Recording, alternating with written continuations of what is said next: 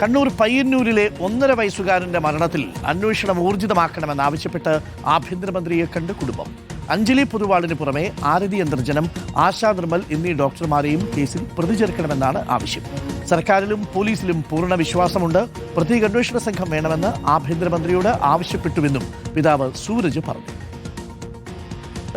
Home minister സാറിനെ കണ്ട്, രമേശ് സാറിനെ കണ്ട് അവർ നമ്മൾ നിവേദനം കൊടുത്തതാണ്. നമ്മളുടെ ഈ കേസ് ബന്ധമായി കാര്യങ്ങൾ കുറച്ചും കൂടി നേരിട്ട് മുന്നോട്ട് സ്പീഡായി ആക്കാൻ വേണ്ടി പറയാൻ വേണ്ടി പോയത്.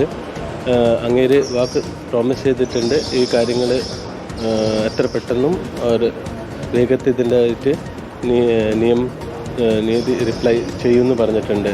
3 ഡോക്ടറും അവർ നിയമത്തിന് മുമ്പിൽ വരണം. അവരവരുടെ നെഗ്ലിജൻസി സമ്മതിക്കണം. ഇതാണ് ഇപ്പോഴത്തെ പ്രധാനം. അർജുൻ കല്യാടുണ്ട്. അർജുൻ കല്യാട് ഡോക്ടർമാർക്കെതിരെ നടപടി വേണമെന്നാണ് ആവശ്യപ്പെട്ടത്. ആഭ്യന്തര വകുപ്പ് മന്ത്രിയിൽ നിന്നും ഒരു അനുഭാവപൂർവമായ മറുപടി കിട്ടി എന്നാണോ ഇപ്പോൾ സൂരജ് പറയുന്നത്? അർജുൻ, അരുൺ, തീർച്ചയായിട്ടും സർക്കാരിലും പോലീസ് സംവിധാനത്തിലും കേസ് അന്വേഷണം നടത്തുന്ന മറ്റ് സംവിധാനങ്ങളിലുമൊക്കെ തങ്ങൾക്ക് വിശ്വാസമുണ്ട്. പക്ഷേ കുറച്ചുകൂടി വേഗത ഈ അന്വേഷണങ്ങൾക്കൊക്കെ വേണ്ടതുണ്ട് എന്നുള്ള കാര്യമാണ് ഇന്ന് ആഭ്യന്തരമന്ത്രിയെ കണ്ട് ഈ 1.5 വയസ്സുകാരന്റെ രക്ഷിതാക്കൾ, പ്രത്യേകിച്ച് പിതാവും കുടുംബാംഗങ്ങളും ഒക്കെ ആവശ്യപ്പെട്ടത്. അത് അനുഭാവപൂർവ്വം പരിഗണിക്കാം എന്നുള്ള നിർദ്ദേശം തന്നെയാണ് ആഭ്യന്തരമന്ത്രി ആ കുടുംബത്തിന് നൽകിയത്.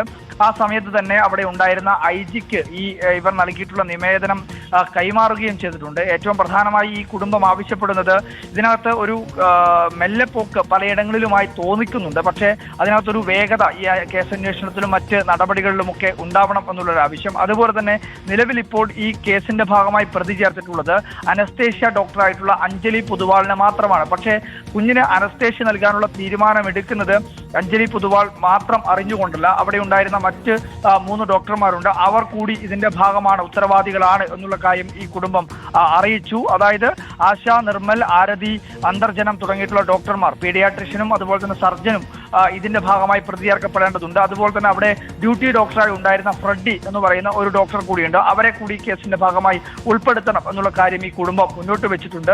ഈ കാര്യങ്ങളെല്ലാം തന്നെ ഇപ്പോൾ അല്പസമയം മുൻപ് ആഭ്യന്തരമന്ത്രി ഈ കാര്യങ്ങൾ സൂചിപ്പിച്ചിട്ടുണ്ടായിരുന്നു. ഇത് ആരോഗ്യ വകുപ്പ് മന്ത്രിയുമായി കൂടിയാലോചിച്ചതിന് ശേഷം ഇതിനകത്ത് കൃത്യമായ രീതിയിൽ ആ കുടുംബത്തിന് നീതി ലഭ്യമാക്കാനുള്ള എല്ലാ ഇടപെടലുകളും സർക്കാരിന്റെ ഭാഗത്തുനിന്ന് ഉണ്ടാകും എന്നുള്ള കാര്യം ആഭ്യന്തരമന്ത്രി രമേശ് ചെന്നിത്തല തന്നെ മാധ്യമങ്ങളോട് വിശദീകരിക്കുകയും ചെയ്തിട്ടുണ്ട്. Thank you. അർജുൻ കല്യാടാണ് വിവരങ്ങൾ നൽകിയത്. കുടുംബത്തിൽ വിശ്വാസമുണ്ട് സർക്കാരിലും ആഭ്യന്തര വകുപ്പ് മന്ത്രിയിലും. പ്രിയപ്പെട്ട പ്രേക്ഷകരെ, കുഞ്ഞിന്റെ ചുണ്ടൊന്ന് മുറിഞ്ഞിട്ടേ ഉണ്ടായിരുന്നുള്ളൂ. 3 ദിവസം കഴിഞ്ഞപ്പോഴേക്കും കുഞ്ഞിന്റെ ആ മുറിവുണങ്ങുകയും ചെയ്തു. പക്ഷെ അപ്പോഴേക്കും കുഞ്ഞ് ജീവനോടെ ഉണ്ടായിരുന്നില്ല. അത്രയും വലിയ അനസ്തേഷ്യ ഡോസ് ആ കുഞ്ഞിന്റെ ശരീരത്തിൽ കൊടുക്കേണ്ട ഒരു കാര്യവും ഉണ്ടായിരുന്നില്ല.